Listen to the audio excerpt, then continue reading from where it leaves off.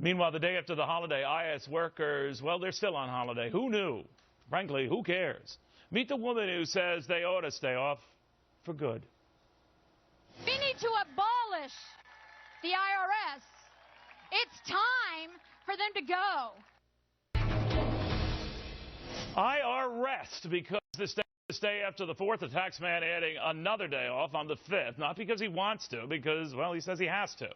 It wasn't all this bad targeting press. It was this sequestration mess. It's true. The tax agency taking a furlough day because of those sequestration cuts.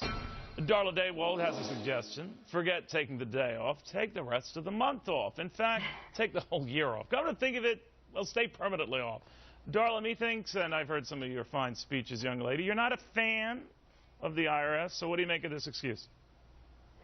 Well, it's just, you know, it's more of their trying to appease the Republicans, I think, and the right, and trying to make them all think that you know, they're doing the right thing by taking days off. But like you said, as far as I'm concerned, they need to just let go of them altogether, just abolish them, turn out the lights, lock the door, and send all those people off to another job or another place. And I don't know, maybe they can make some training videos for someone else, you know, that cost a few $1 billion.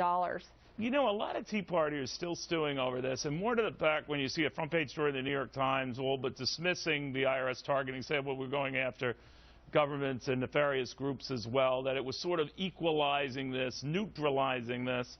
What do you make of that, that you've gone from being, you know, was a great empathy for Tea Partiers and conservative groups targeted, if not sympathy, to now just saying, oh, what are you whining about? This was happening to lots of folks.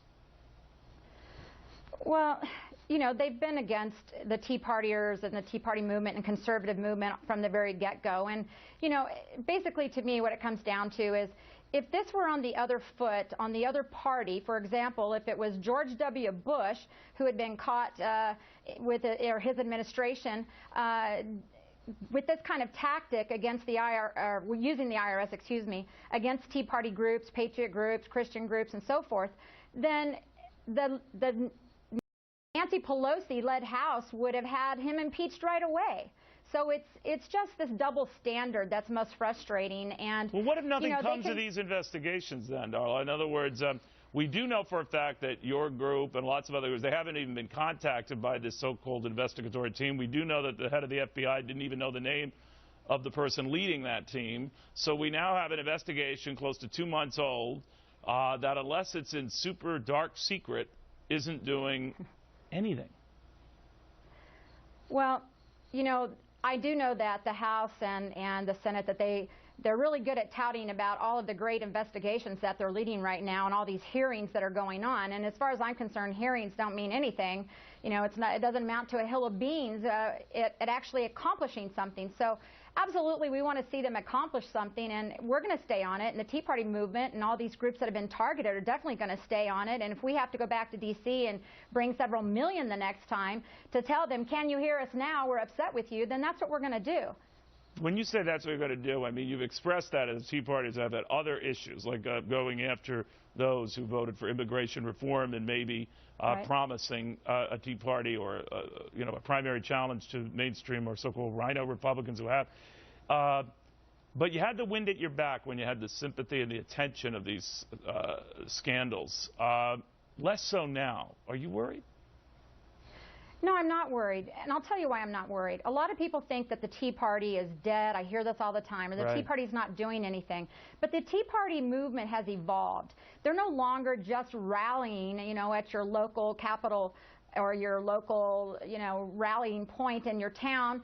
What they've done now is they've evolved to a new level. We're getting people involved at the local level in local politics and precinct committeeman slots where there's real power, and they're involved in campaigns. A lot of people are actually running in these campaigns and getting involved locally in local politics as well. And that's what it's all about. In order for us to take back this country and get it back to where we feel it needs to be, and one of those things is obviously abolishing the IRS, because the tax code is ridiculous. It's not favorable to businesses. It's not favorable to people. So you're going to keep at it. You're telling me you're going to keep at it. Well, absolutely. All right, and then there's also the other fear. Wait a second, though. 1 second. Real quick, that commercial's going to come. Are you and I talking or not? Wrap it up. Okay. The Obamacare side of it. Who wants the IRS running the Obamacare. I know I don't, and especially not if they're going to target. Fair enough. Darla, thank you very much. Good seeing you. Thank you.